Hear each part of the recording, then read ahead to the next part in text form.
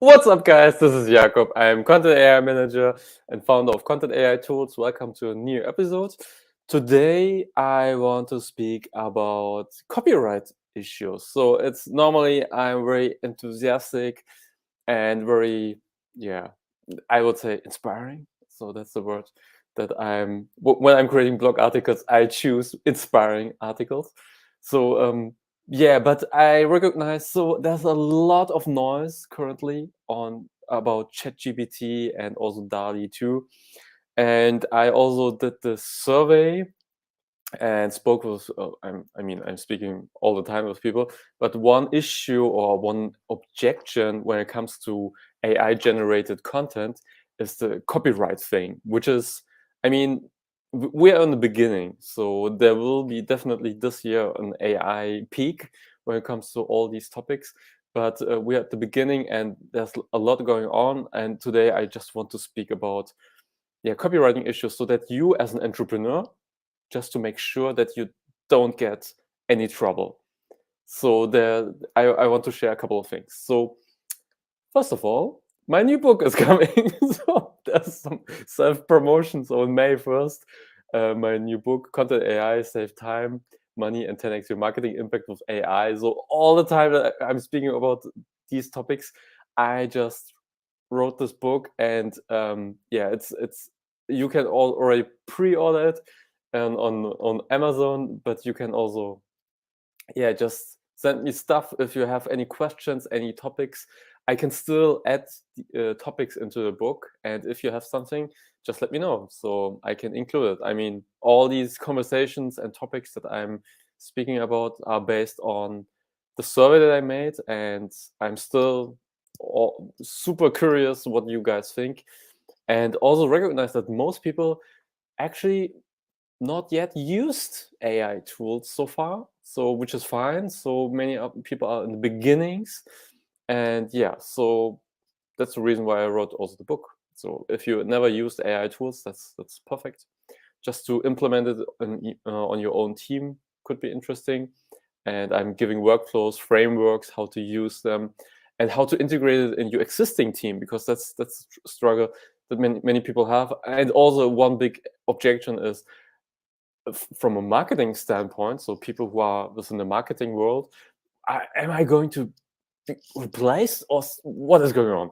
So I don't believe in this replacement thing. I think we need more and more people who are AI skilled, which means that you understand basic structure. It doesn't mean that you have to know coding. So I don't know. I don't have any coding skills, and probably not in this life.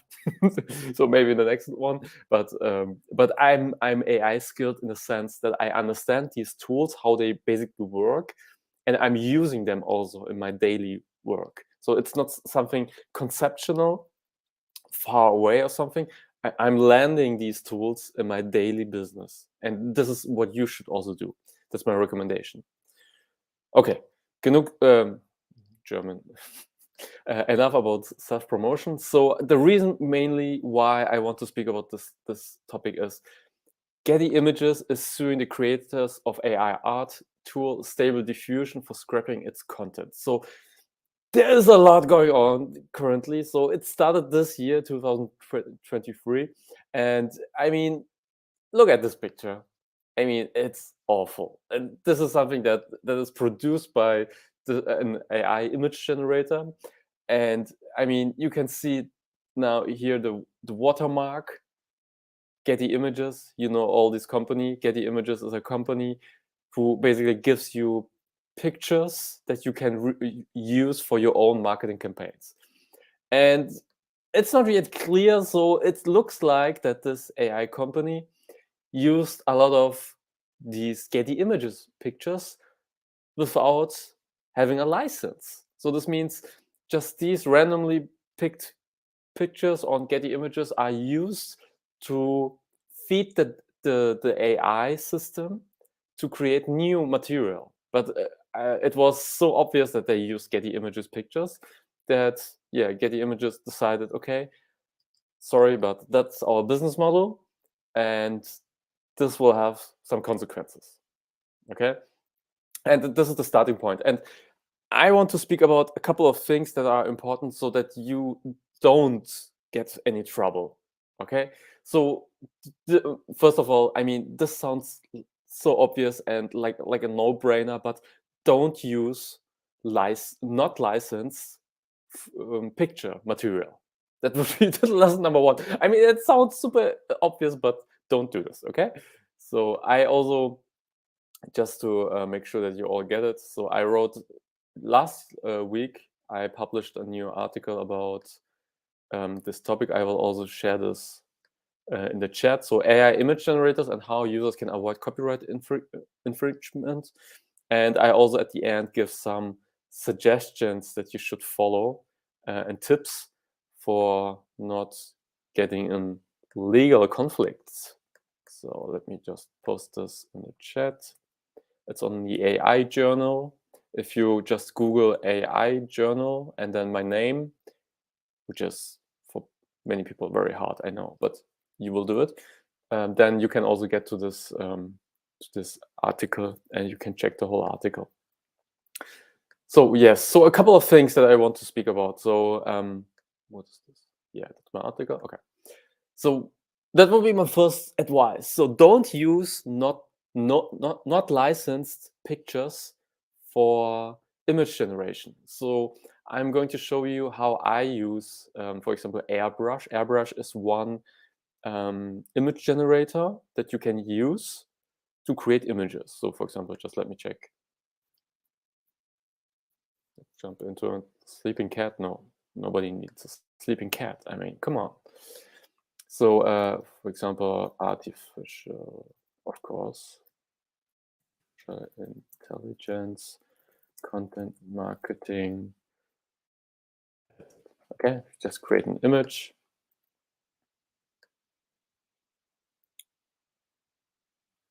Generate an image. Yeah. Okay. I mean, you can get better results than that. I'm not. So, by the way, my opinion about these image generators, I think they're okay, but it's not.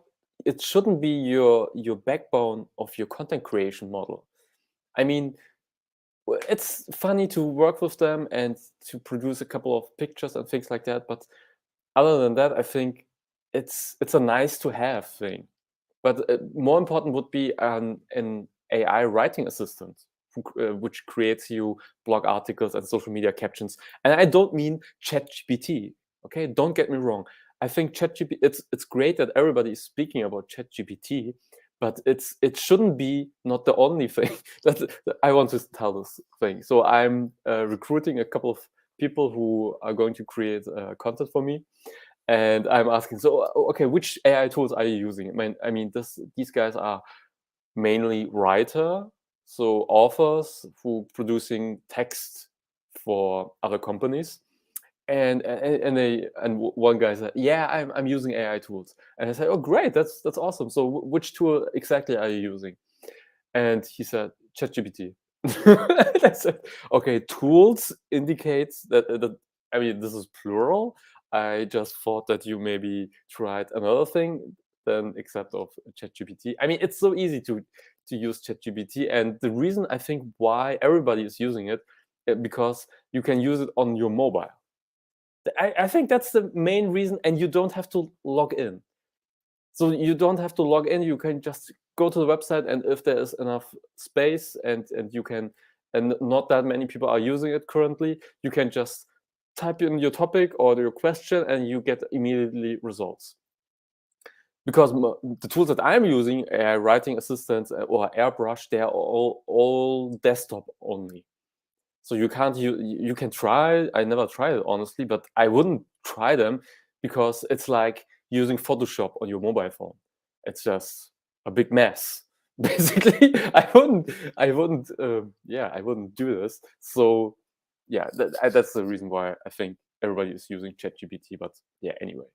So like I said, image generators are nice to have thing in these days, and so I'm drifting a little bit from the topic. So the main topic, so how to be safe when it comes to image generation. So one thing is just like I did, use your own description. So create something new. So there's an option that you can upload already existing pictures. I mean, if you walk around with your mobile phone and take pictures and then upload it here, that's totally fine. You own these pictures. You can do whatever you want with them. And then you can, for example, here, upscale image, image variation, image to text. So you can upload, upscale image, clarify, upscale image. Yes. For example, you can submit pictures and upload them, and then change these pictures. If you produce these pictures yourself, that's totally okay and fine, and you should do this. But don't go to Getty Images, just screenshot or download the preview pictures, and then try to do something with these pictures. So always make sure that you own the pictures that you use for iteration on these AI tools if you want to change something. So this means if you have a license on Getty Images, that's perfect. Then use these pictures. That's fine. You will not get any arrest or something. The police will not come. Don't worry. Yes. So this would be the first suggestion that you. I'm using, for example, deposit photos. I'm not a big Getty Images fan. I bought a lifetime deal on deposit photos. Maybe I can show deposit photos. I can just show this. Stock images that I'm using for, of course, artificial intelligence was the last thing that I looked up, and that's the reason why you can see these pictures. So if you own something like this, you can download these images, then you own these pictures, and then you can, in the second step, use it for within the AI image generation. That's totally fine. So that would be the next thing that I would suggest. So always make sure if you reuse images, existing images that is created by any agency or something, make sure that you own the copyright. That you have a license for these pictures. That's very important. The other thing, I mean, I'm a user of this tool called Airbrush. Okay, and here's the chat. And I would confront. I did this previously. I would confront the company where I creating these pictures and or using the tools with this Getty Images issue and asking specific questions. So how is it about the copywriting thing? Is it okay when I, for example, when you resell these kind of pictures, I would just get uh, I would ask a couple of tough questions to them so that they one feel the pressure. That's important so that they have this on their radar. So the answer that I get was, yes, we are following this lawsuit and we are very careful about it, and you don't have to worry about this, so you can use it. And I ask, okay, when I'm, for example, creating blog articles, I'm also giving pictures. Is that also fine when I sell it to my own clients, so basically in the B2B area? And they said, yes, that's also fine. And make screenshots of the conversation that you had, just to make sure that everything is fine. If the worst case, there's a lawsuit and people are saying, well, Jakob don't have this license, I can say, well, I ask Airbrush on I would add I mean, when you do a screenshot, you see the date and the time and things like that. But I would just make sure that I have these screenshots somewhere where I can find them again on your drive, something like Getty Airbrush, just very creative name, or some, I don't know, AI lawsuit stuff or something like that.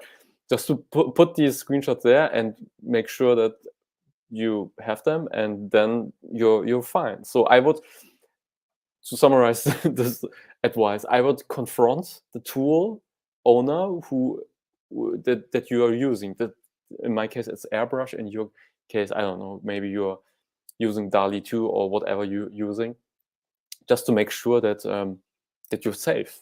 That's another thing. Yes, and the third advice that I would give are making sure that you not just copy the prompts. So what are the prompts? So there is this feature that you can search in a gallery that exists. So for example, in my case, of course, artificial intelligence, content marketing. I'm sure you guys are sick and tired and can't see anymore these kind of things. And this is a prompt, a portrait of cyberpunk robot holding a light bulb, fantasy, elegant, digital painting, art station concept, and so on. Art by Joseph Gonzalez. So this is the prompt. So to say the description of this AI generated picture, basically. So just make sure that you not only copy paste this and then create your own image. I would always iterate and change things. Maybe for the first, at the beginning, I mean, if I just copy paste this, okay, let's see what happens. Oops, create an image.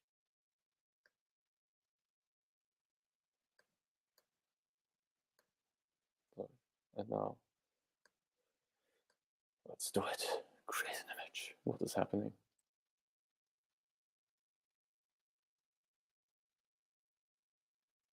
Yeah, I mean, looks not bad. But I mean, I wouldn't download this and use it because it's like it feels like I just copy pasted the description of the picture. I would always change things. I mean, maybe not a light bulb, but it's a I don't know, it's a sandwich or something. No, no, yeah. Why not a sandwich instead of a light bulb?